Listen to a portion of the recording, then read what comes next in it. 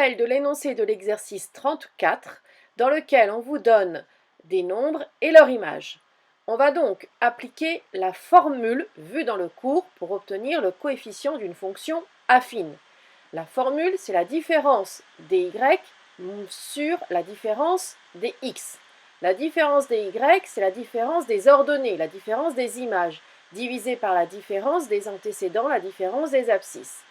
Faites attention à l'ordre de vos termes. Si je mets h de 2 en premier, le 2 sera au dénominateur en premier. Et h de 8 en deuxième, le 8 sera au dénominateur en deuxième. J'aurais pu écrire h de 8 moins h de 2. Et dans ces cas-là, j'aurais eu 8 moins 2 au dénominateur. Faites bien attention à avoir l'ordre des images et des antécédents conservé entre l'écriture sur le numérateur et l'écriture sur le dénominateur. Maintenant, nous remplaçons h de 2 par sa valeur et h de 8 par la sienne. On a donc a égale 0 moins 3 sur 2 moins 8, puisque h de 2 a la valeur 0 et que h de 8 a la valeur moins 3. Faites attention, le premier signe moins vient de la formule de h de 2 moins h de 8. Le deuxième signe moins devant le 3 vient du résultat de h de 8. Beaucoup d'élèves qui vont trop vite font énormément d'erreurs dans ce cas de figure. Nous appliquons la règle des nombres relatifs. Moins 3, ça va vous donner plus 3. Et au dénominateur, 2 moins 8 va vous donner moins 6. On a donc 3 sur moins 6. Il faut simplifier et mettre le signe moins devant la barre de fraction. On revient à la définition d'une fonction affine qui est du style ax plus b et on remplace donc maintenant a par la valeur moins 1 demi. On a donc h de x égale moins 1 demi de x plus b.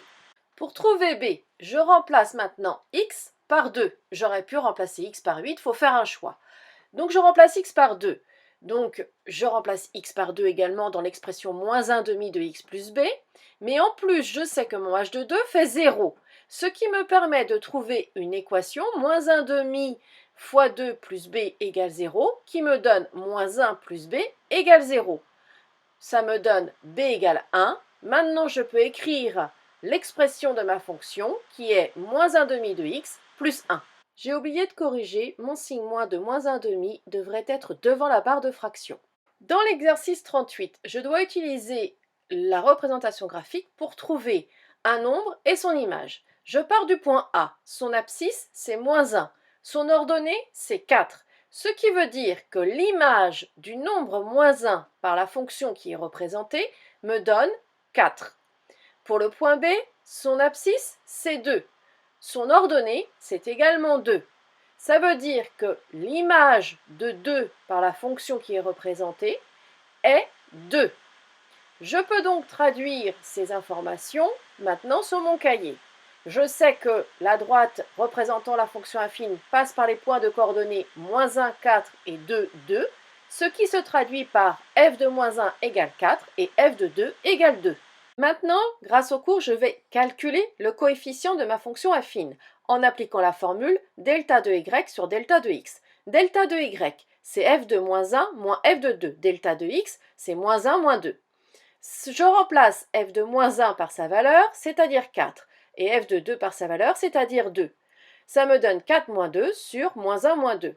Donc, ça me donne 2 sur moins 3, et je place mon signe moins devant la barre de fraction, ça me donne moins 2 tiers. L'exercice ne demandait pas de lire graphiquement, donc il fallait que je calcule mon coefficient A. Maintenant, je peux le vérifier.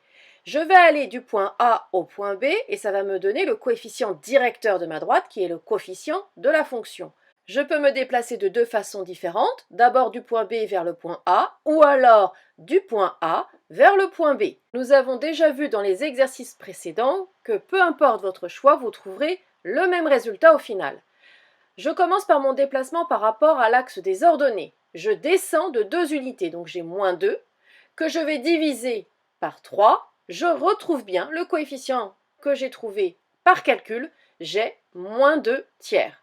Maintenant, je reviens à la définition de ma fonction affine, qui est du type ax plus b, et je vais remplacer a par moins 2 tiers, maintenant que je le connais.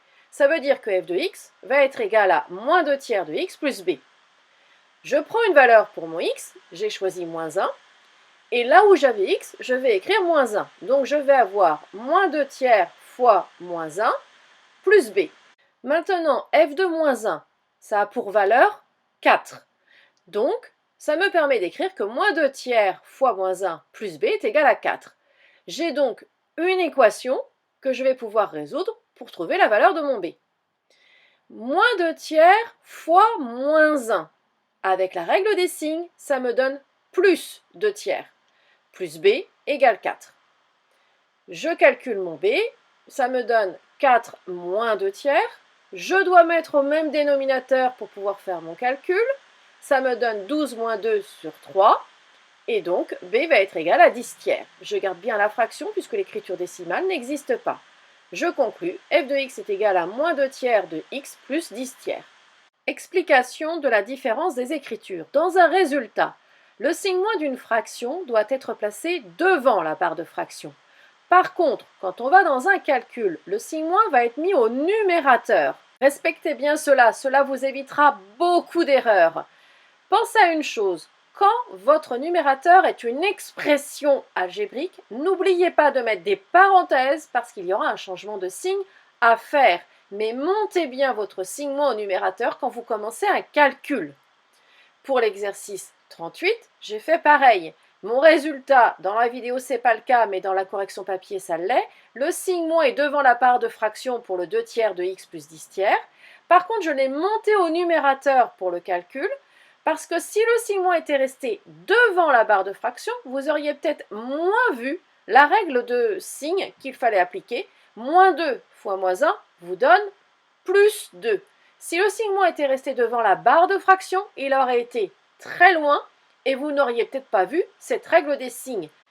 Appliquez vraiment ce conseil en lycée, cela vous évitera beaucoup d'erreurs.